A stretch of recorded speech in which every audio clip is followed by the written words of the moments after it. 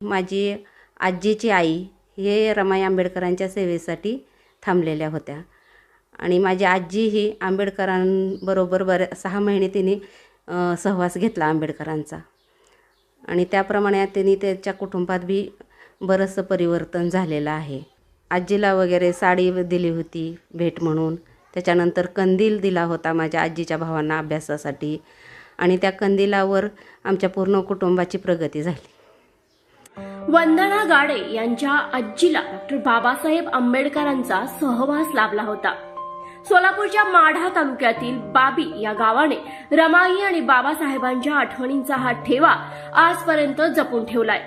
बावी या गावामध्ये डॉक्टर बाबासाहेब आंबेडकर आणि रमाई यांनी काही काळ वास्तव्य केलं होतं।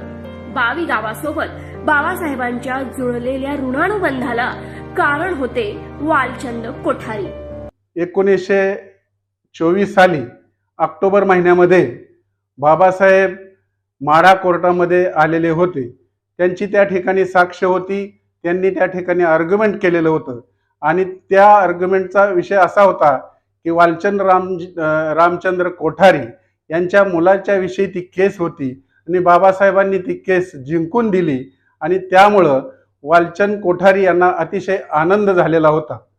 आणि मग बाबासाहेबांना मुंबईला जाऊन बाबासाहेबांचा सत्कार करावा, त्यांना पेढे वगैरे शाल वगैरे द्यावी या हेतूने वालचंद रामचंद कोठारी मुंबईला गेले आणि बाबासाहेबांचा सत्कार करावा या हेतूने त्यांना बोलले, परंतु बाबासाहेबांनी सत्कार स्वीकारला नाही। मग वालचंद कोठारी म्हणाले की बाबासाहेब तुम्ही मला एवढी मदत केलेली आहे, तुम्ही एक आम्हाला आनंदाचा क्षण मिळवून दिलेला आहे, त्या प्रित्यर्थ मला काहीतरी तुम्हाला मदत करावीशी वाटते, तेव्हा मी काय मदत करावी असा वालचंद कोठारी यांनी बाबासाहेबांना प्रश्न केला। त्यावेळेला बाबासाहेब थोडे गालामध्ये हसले आणि म्हणाले की नंतर आपण बघू।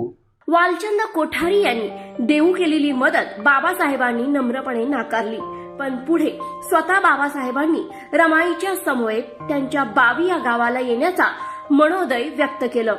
स्वतः बाबासाहेब आणि रमाई आपल्या गावी येणार आहेत या आनंदाने संपूर्ण बावी गाव आनंदी झालं।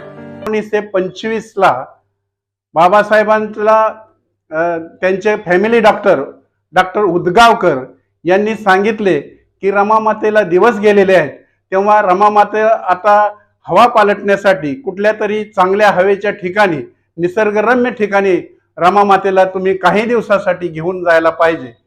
तेव्हा बाबासाहेबांच्या डोक्यामध्ये लगेच क्लिक झालं आणि वालचंद कोठारीने दिलेला एक शब्द त्यांना आठवला। त्यांनी वालचंद कोठारीला ताबडतोब बोलवणं पाठवलं।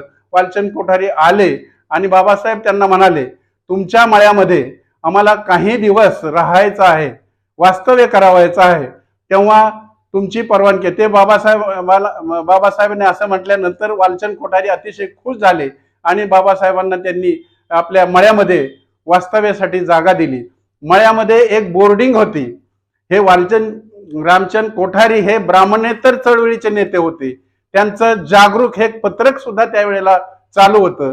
बाबासाहेबांना त्यांचा स्वभाव आवडला होता आणि मग बाबासाहेब त्यांच्या मळ्यामध्ये जवळजवळ 1.5-2 महिने आपल्या रमामाते सहित राहिलेले आहेत।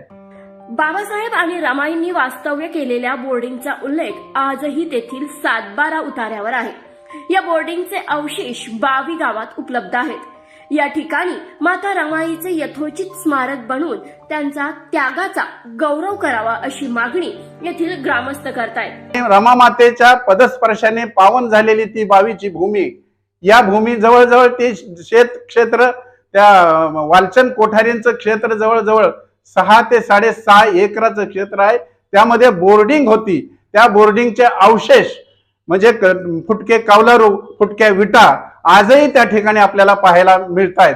तेव्हा पंढरपूरला जात असताना, कुर्डवाडीहून पंढरपूरला जाताना डाव्या बाजूला जे क्षेत्र आहे बावीच्या हद्दीमध्ये, ते हद्दीमध्ये ते अतिशय पवित्र असं क्षेत्र त्या ठिकाणी आहे। तेव्हा आम्हा सर्व बौद्ध बांधवांची आणि समाजांची अशी मागणी राहील की त्या क्षेत्रामध्ये शासनाने एक रमामातेचं आणि बाबासाहेबांचा स्मारक बनावं, त्या ठिकाणी दोघांचे पुतळे, मोठे भव्य असे पुतळे उभा करावेत आणि त्याचप्रमाणे त्या क्षेत्रामध्ये एक भव्य विहार बनवावं, विपश्यना केंद्र बनवावं, मोठी वाचनालय त्या ठिकाणी बनवावे. असे जर स्मारक त्या ठिकाणी झालं तर मला वाटतं महाराष्ट्राला नव्हे तर संपूर्ण भारतातील रमा मातेचं ते उचित असं स्मारक आपल्याला त्या ठिकाणी पाहायला मिळेल. सरकारने डॉक्टर बाबासाहेब आंबेडकर आणि रमाईंचे वास्तव्य लावलेल्या या बोर्डिंगच्या जागेवर स्मारक उभारल्यास आठवणींचा हा ठेवा चिरंतन राहील.